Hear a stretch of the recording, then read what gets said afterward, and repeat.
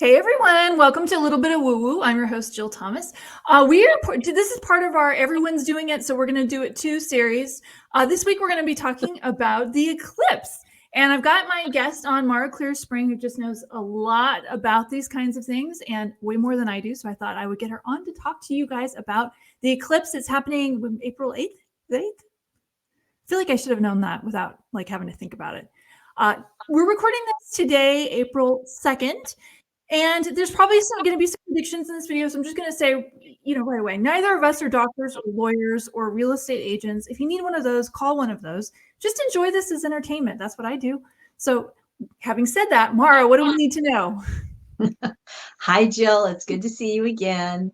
And I love being able to come on to a little bit of woo-woo to talk about things that really are just part of my day-to-day world. I think there's a lot of people running around who may not know about the eclipse, except for it's been headlined in the typical media people might watch or read. But for folks like me, we pay attention to eclipses. So the April 8th eclipse is the second of two eclipses along the Libra Aries axis. What does that mean? That means that we can only have an eclipse when the sun and the moon are that particular angle to each other and the earth, and that depends on this axis, this place where the north node and the south node are pointing based on the current calculations we use for most modern astrology. And all of that being said, I'll put that into this term.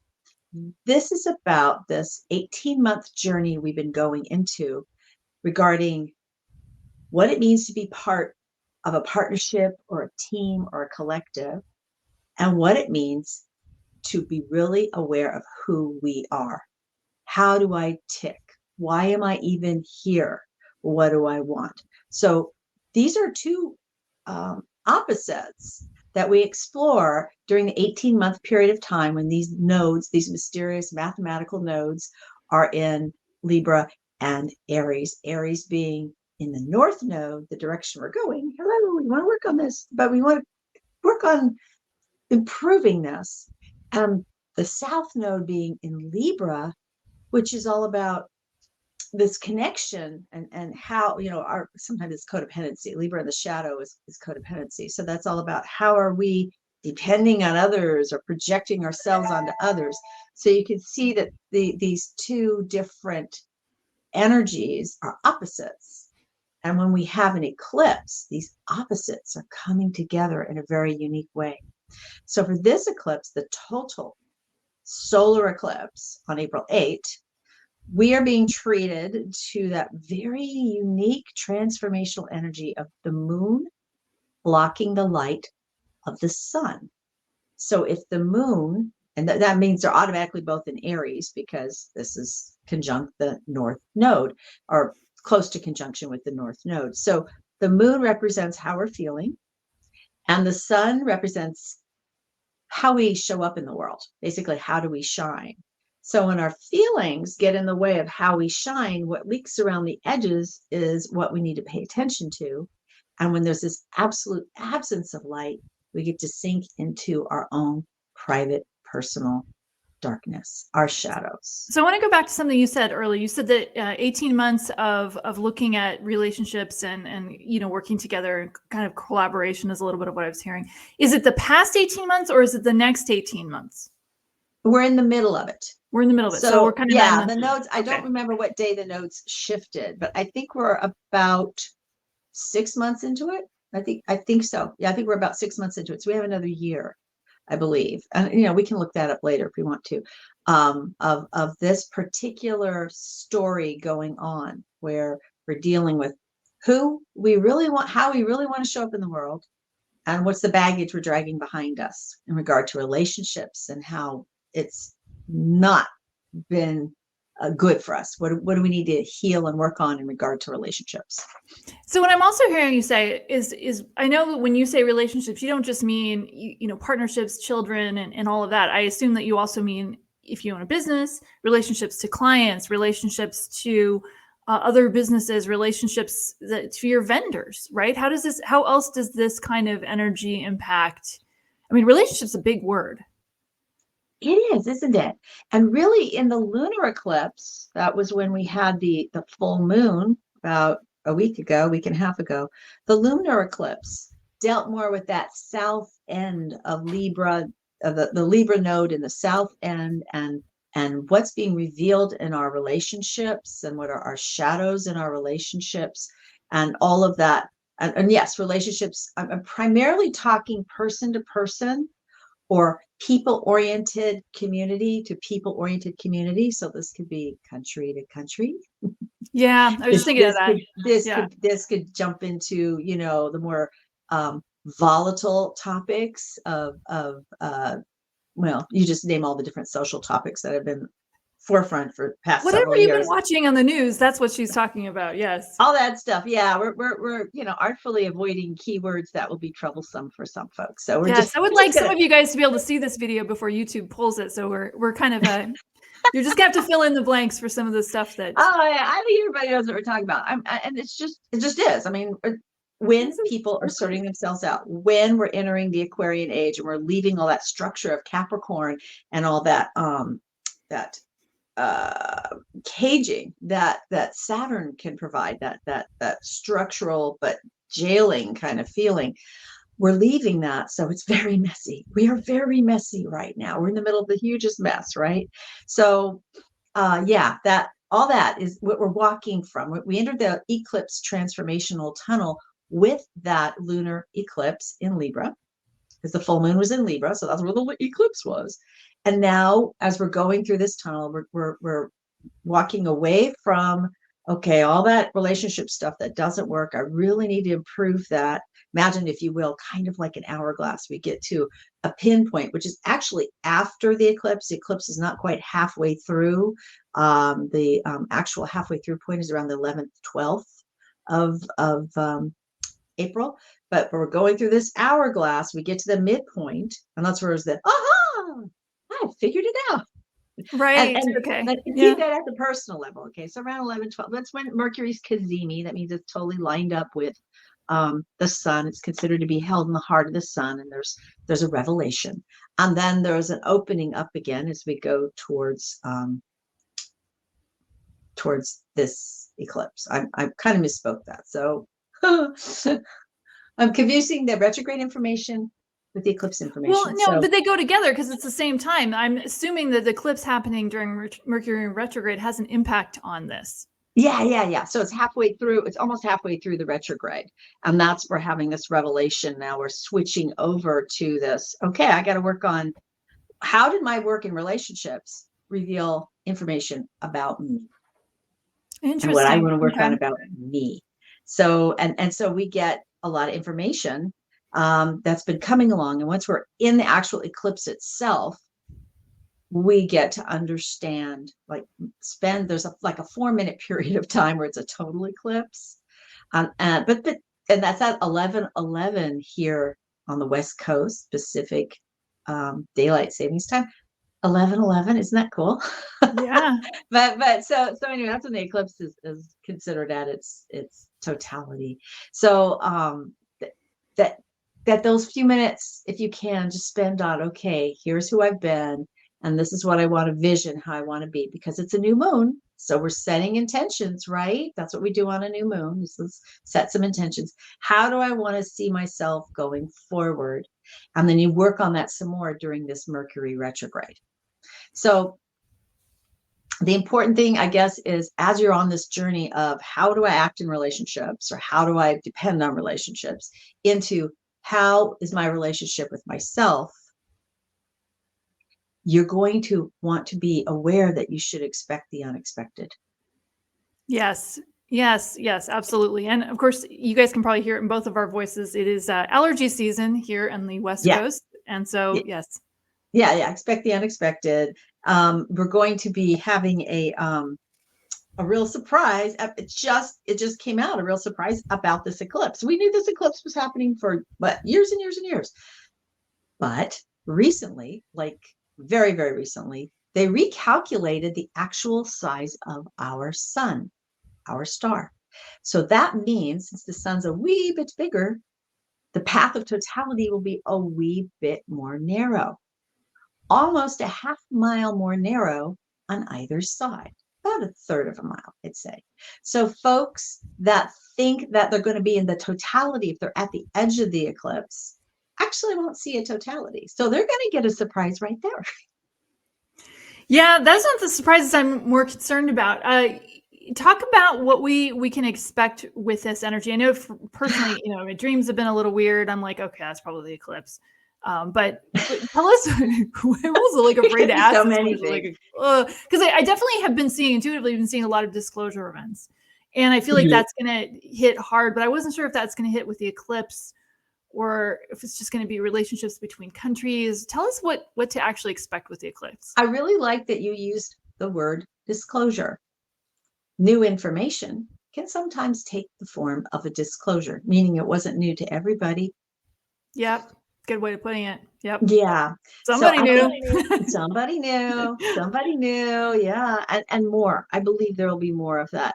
I don't like to make what I call negative predictions. I'm not trying to give somebody a destiny to live down toward. That's a good point. I will say it this way. And especially since we're in Mercury retrograde, hello, it is just like a double down on the thoughtful, bullish approach. Okay, so that means just let's not do anything crazy and radical. But the prediction is that with expect the unexpected. Yeah, there's some good things can happen, but plan for maybe more contractive things to happen. So imagine, like I wouldn't make a giant investment right now. I would avoid buying things. I'm concerned about the whole conflict energy that we're seeing some really unhealthy, weirdly pointless violence in the world. Like to me, weirdly pointless. There's a lot of violence and very specific locations. I want to say that it's going to be better. I'm very concerned that it's actually going to worsen, and that ripples out. So for us in the United States of America, we're going through our Pluto return. A major portion of this eclipse travels through the United States and cuts right over Texas on its way east. Or Texas.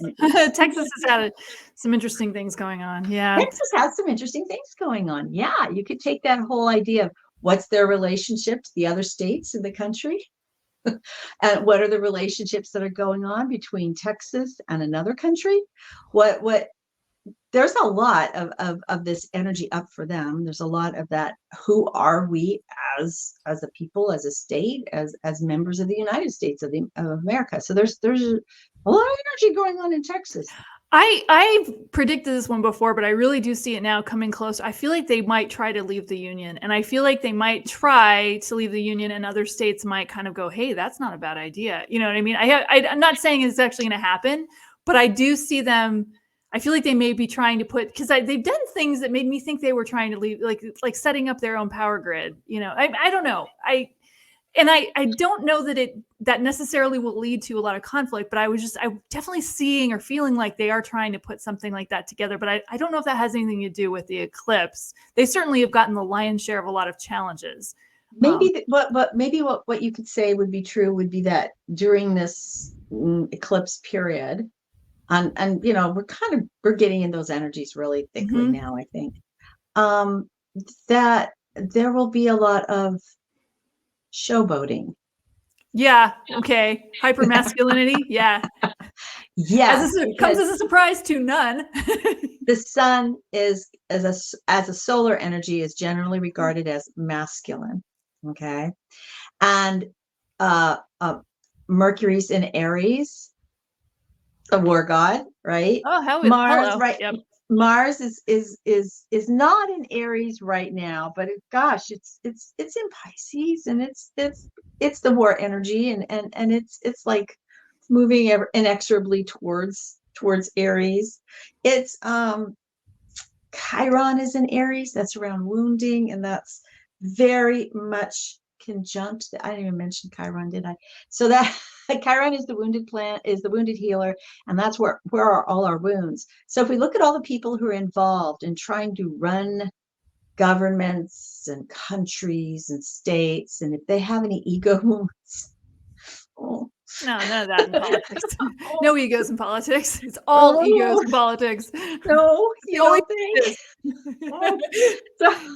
Doesn't attract people that are humble to that profession. You kind of have to have I mean, just to think of all the mud that gets slung at a political person just trying to run for school board. Imagine trying to run for president. I have friends that work in various parts of nonprofits, which are parallel to government, only they have a whole different mandate. And so they work closely with folks that are in different layers of government. It is hard. Mm-hmm. It is really hard to get cooperation. And I know we're talking about egos, but I'm going to go beyond that. It's power and jurisdiction and influence and of course money. So there's all those things. Yeah. And when it comes to money, just be careful with your money, especially during the retrograde, but especially around this eclipse. We have Venus and Neptune coming into a lovely, lovely conjunction. They're sextile Pluto right now. So they're moving into a sextile with Pluto. So that is a positive activation of change and transformation. But in the end, when they come together, we have this ability to embrace this boundary-free, fabulous, formless, feminine creativity and pleasure and joy and intuition and psychicism, and we may just forget our budget. So I be super thoughtful about your money, whether it's what you're spending day to day or what you're ready to commit to larger purchases. I just be super careful around money during this That's time. A very good point, because I think I've shared on the show that I follow macroeconomics quite a bit, and that's good advice right now for anyone to really be paying attention. But is there a period? Is there a period, like, is this just during the retrograde, or is this paying more hyper attention to your money and how you're spending your money? How long should we be hyper? Not to say that we should stop being vigilant about our money, but when's the time we really need to be really paying attention? I don't have the date in mind of when the actual conjunction is with Venus and Neptune, but it's pretty soon after this eclipse. So I would just be super thoughtful there. And then on April 20th, we have Jupiter, the biggest planet in our solar system, is conjuncting with Uranus, who's our wild rebel genius, crazy solution show up planet. And that can be a very, very good fortune day. And a lot of people will be promoting it as that, including myself. I'm doing an event around that. But I want it to be good fortune in terms of good energy and possibilities. But because it's happening during the Mercury retrograde, it's still not the day to put your money down. You know what I mean? Maybe not buy that house unless you have researched the heck out of it. Yeah, if it's already if it's already been in motion before the retrograde began on the 25th, I believe it was, of March. If it's already been in motion and you already were pretty clear, then keep going and follow a gentle progression and just watch carefully for those bumps that can happen along the way. But if you find it and you fall in love with it before the 25th of, or the 20, oh God, no, I think you said the 20th of April. Am I right? Yeah, it's around the 20th of, yeah, just kind of like, just wait a little bit. Yeah. Because maybe you'll get a better price, maybe you'll get a better situation, or maybe you'll find out that there's black mold in the basement. You don't want that. The retrograde ends on the 25th of April. So that's after the 25th of April, then go ahead and step forward with that. So yeah, that's money and the world. What else did you want to cover? Well, the world, yes, world events. I definitely am seeing more conflict events. We don't need to get into the world of that, because anybody turning on the news will see this. I do think it's going to get worse before it gets better. I do think it will get better. I'm not saying this is like the end of the world, but some of the silliness that's going on in the world, like crazy, just batshit crazy things that we're hearing in the news. It's like, did they really do that? I'm thinking of the cows, the red heifers. People listening know what I'm talking about, but I'm not going to get into it because it's so ridiculous. No, please. Please, it comes out of Texas. Let's put it that way. But I do see more of that kind of thing. I don't know if it has to do with the eclipse. And I love what you said about introspection, though, like sitting and contemplating who am I and how I want to present myself in the world. Do you think people, that manifestation of, the people are going to get information? Are they going to get the information on who they are and what they want to create in the world in April and then bring it out into the world in May? Or how do you think that's going to play out? I think everybody's going to have their own pace. Part of this is if you're interested in astrology, then dive deeper into your chart and you can find out more about that. But I think that it depends on each person's unique pace in the world. I think a safe way to put this is you can't go back. Like if you try to go back, you're not going to get the result that you're hoping for. You've got to go forward. Deeper self-honesty is totally required. And I want to say this about it. I think my most popular post in quite some time started with, I am an idealist. I believe that most people are inherently kind and they want the best. And I really believe that. So remember that all the scumminess in the pond is what makes it stink. But really, there's a lot of great life going on in that pond. It's mostly alive and happening. It's just the stink smells worse. And it gets a lot of attention. You're right. It gets a lot of attention, and people have a lot of comments about the stink, and we should do something about the stink of the pond. But in the end, you like my analogy? Can I keep it any more benign? In the end, that the pond is really functioning quite well. And there are a lot of species being nurtured in that pond, and a lot of magic is happening in there. So I personally believe that as we make these transformations within ourselves, we keep coming back to how am I magical? How am I bringing something unique to this world? How can I add that magic into every little thing that I'm doing today?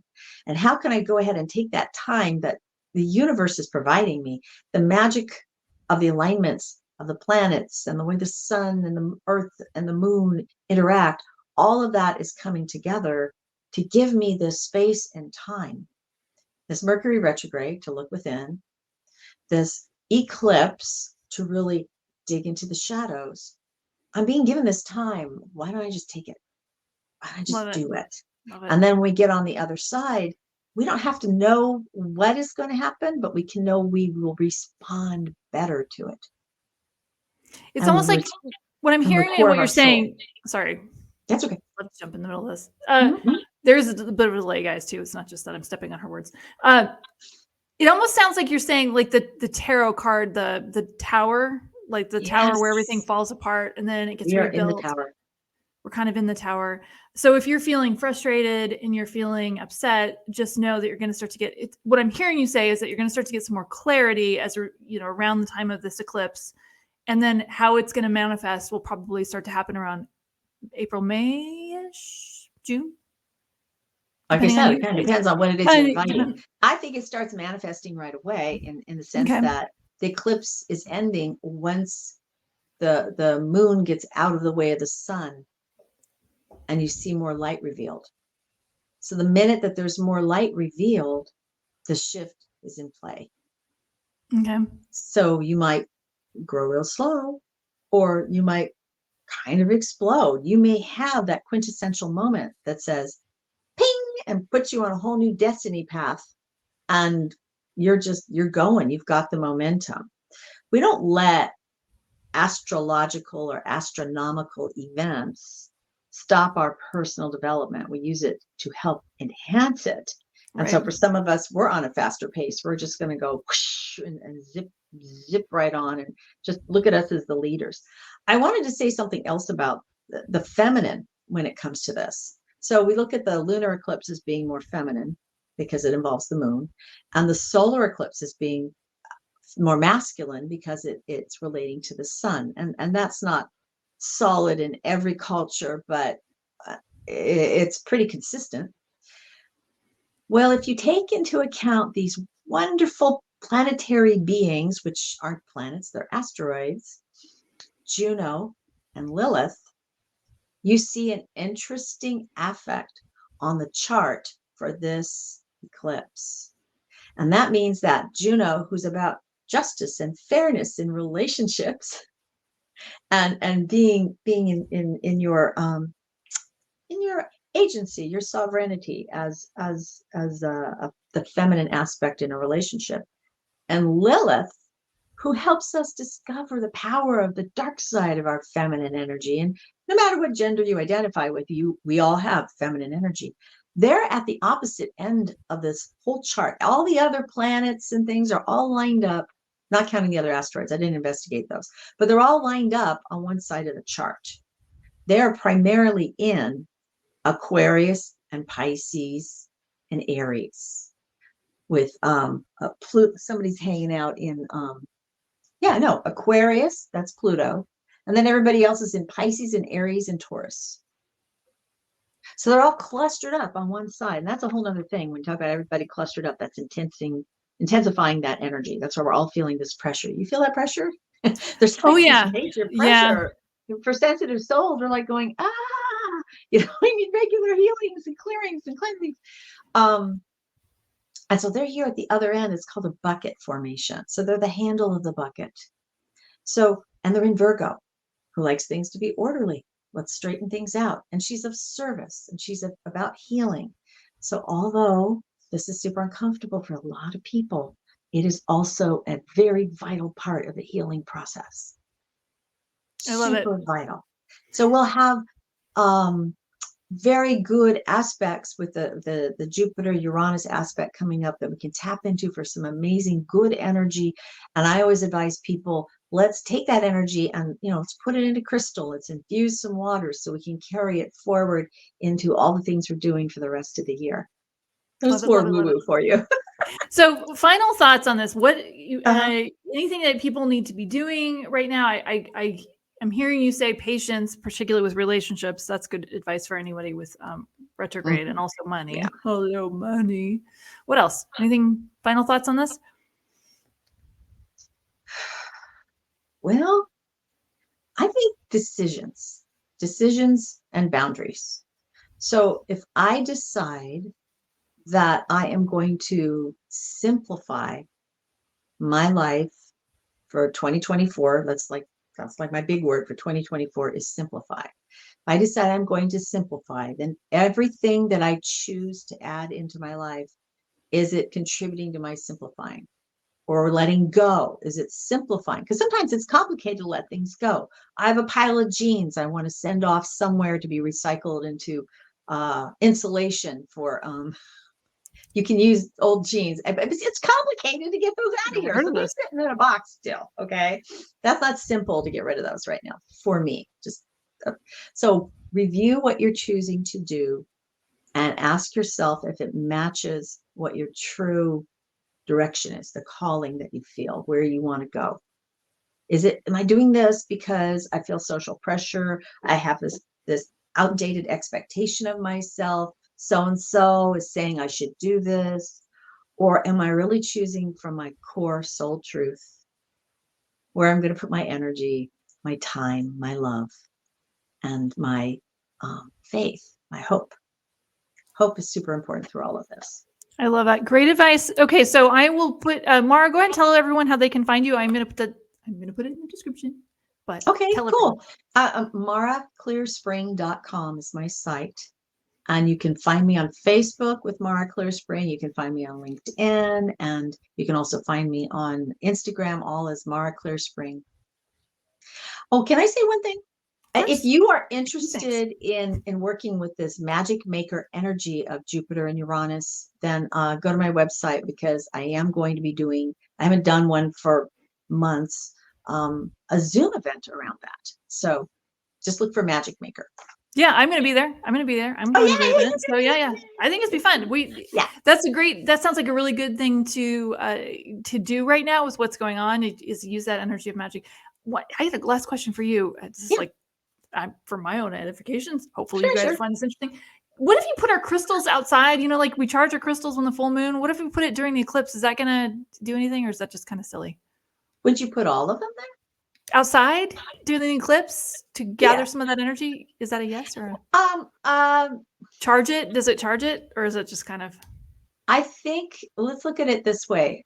Think of it take a crystal, take a crystal. Don't take all your crystals. I have a lot of Usually I crystals. recommend a quartz crystal. Take Okay. a quartz crystal, clear it, ask it to be a receptacle, like a blank book of knowledge and information that's pertinent for you, and put that outside during the eclipse. And even if the eclipse isn't happening like over you, so I'm in San Diego, you're also on the West Coast, we're going to get very partial occlusion. Okay, we're not going to be able to tell much. It's still happening in that it's happening to our planet. We're all affected by it. So I would just put the crystal out there for that day and just ask it to receive the energy, and then later you can meditate with it. You can do whatever your particular crystal style is with it and see how it can give you an opportunity to return to the energy of the eclipse if you need to do some introspection, if you need to do some meditation or journey work until you feel complete with it. I have actually a sunstone and an obsidian that my friend took with her in the August 17th or August 2017 total eclipse. I still have those two stones that were charged with that eclipse energy. Love it. Yeah. Awesome. So that's an idea, something you could do. There you go. I just thought, I wanted to ask about that. Well, thanks everybody. Thanks, Mara. I hope you guys enjoyed this. If you have any questions for a future version of this, obviously the eclipse isn't going to happen again anytime soon. But if you have any other questions for us later, be sure and put them in the comments. That always helps the channel. Like and subscribe. It wouldn't feel right if I didn't ask for that. And I'll see you guys next time. I hope you enjoyed this. Take care. Bye. Bye.